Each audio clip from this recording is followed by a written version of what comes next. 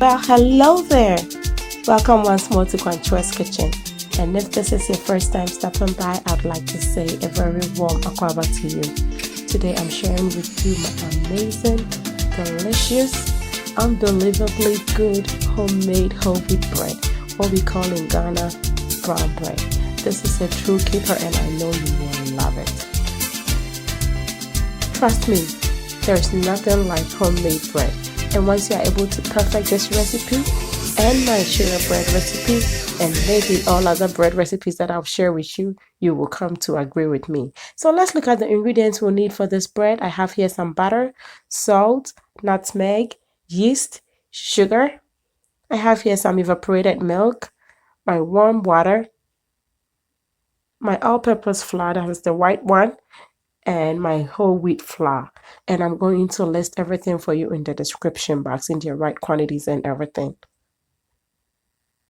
So we always start making your bread with warm water. You need warm water and sugar, moist environment and some sweetness for your yeast to rise. So I poured my warm water in my mixing bowl, added my evaporated milk, which is room temperature, my yeast, and that was my grated nutmeg.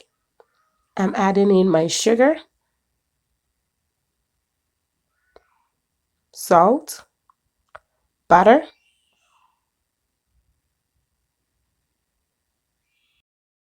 all-purpose flour, whole wheat flour, and I'm just going to go ahead and mix this using my KitchenAid or your stand mixer. And you can totally make this by hand, as I always say. It's a little harder, but it's achievable.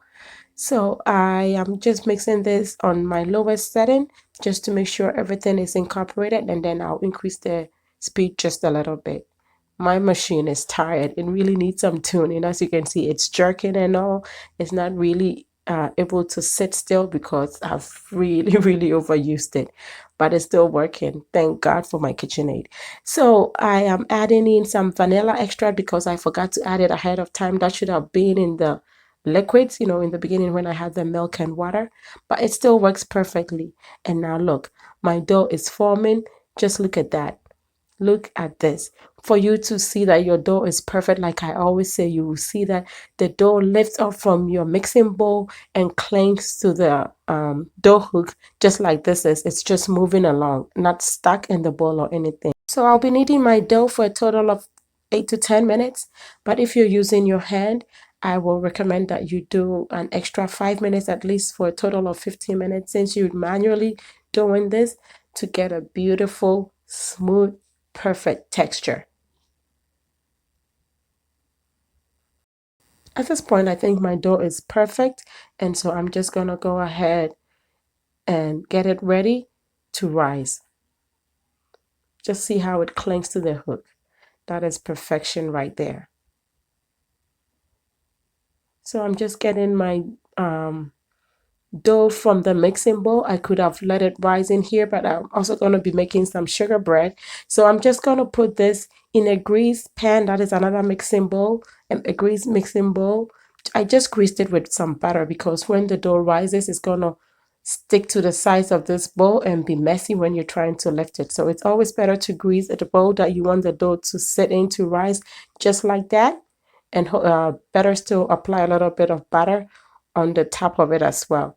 And then I'm covering this with a cling film, and then I'll also cover with a moist or very damp kitchen towel. And so I set this in a warm place to rise for about an hour. Normally I just leave it in my oven, and that is the perfect condition for it to rise. And so an hour later, our dough rose, and just look at that. It's just beautiful. It's risen to a good texture. You always want to make sure your dough doubles in size and nothing more, because once you overrise your dough, your bread is going to end up stale, and that is not what we want on here. Kwanchua is not recommending or hoping for you to waste your time that way. So always be mindful of your time when you're baking. So I greased my this is a 9-inch baking pan, and I greased it with a little butter and then a little dusting of flour, and I'm just trying to shake it so it covers the inside, the sides of the bowl, just to prevent your bread from sticking to the pan when you bake it. And now I've proofed both my bowls, so I'm just gonna go ahead and just try to get all the air pockets from my dough, and then I'll cut it into two because this recipe used two beautiful, beautiful, good sized loaves. And so I cut it into two now, and I'm going to go ahead and try to shape my dough, which is always hard. And trust me, like I told you, I've been making bread at home, homemade bread for almost 5 years, and I still haven't perfected this. But what really matters at the end of the day is that you have delicious bread, crowd pleasing that everybody loves. I take bread to work, I take bread to my friends, and trust me, I am known for my bread. So it doesn't matter how it looks. I always say to my friends about my baking stuff, just ignore the look and focus on the taste. Because if you look at how they look, you probably will not want to taste it and you'll be really missing out big time. But today I think I really did good. This loaf looks beautifully shaped. And so I'm going to go ahead and focus on the next loaf. And this, just look at that. I'm just going to try as much as I can to get a beautiful, beautiful, especially the surface, the size that will be, the side that will be the one showing, that will be the surface of your loaf. You always want to try to get it as smooth as possible. And, you know, when you put the dough in the pan, it's always going to go seam side down. So that side, if it's not perfect, who cares? It's going to rise anyway and it's not going to show. So there we are. I have my two loaves shaped beautifully. And now I'm going to go ahead and cover again with cling film and my towel and let it rise in a warm place for another half hour. You just want this to double in size, like hopefully just to fill your loaf pan and rise a little bit above it is what we are really looking for.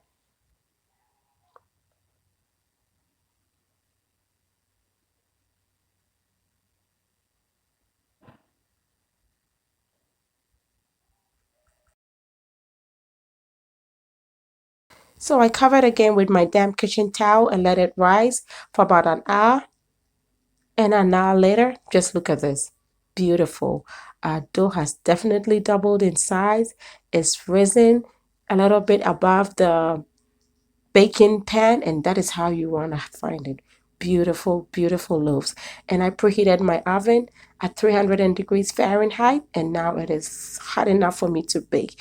And when always I preheat my oven, I put a pan of water so it's hot, so you have some hot water in the oven whilst your bread bakes, and that ensures that your bread is moist and just beautiful.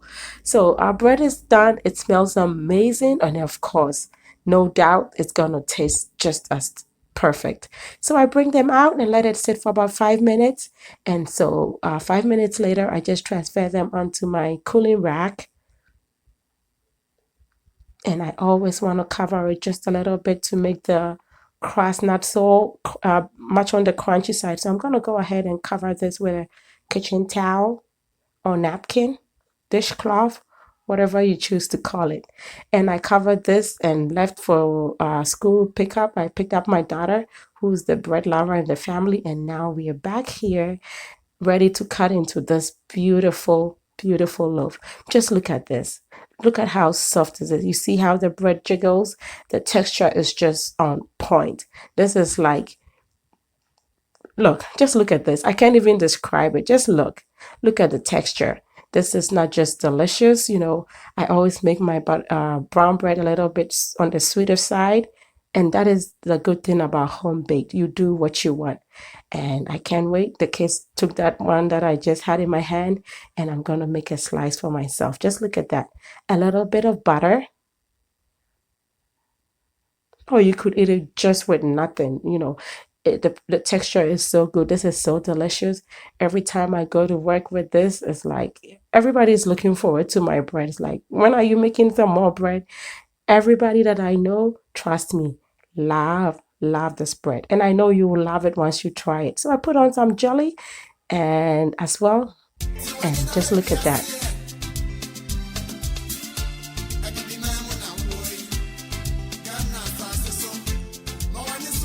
Most of the time, I bake about 4 loaves of bread every week. And trust me, the very first day, we go through one loaf just like that. Like as soon as it comes from the oven, one is gone. But can you blame us? Just look at the texture of this bread. So perfect. this, I'm almost tempted to say you can't even compare it to the ones that you would buy. This is just perfection. And because I love making my own bread, I get my plastic bags so I can bag it myself. And a lot of people have been asking me, so I thought to show you the bag.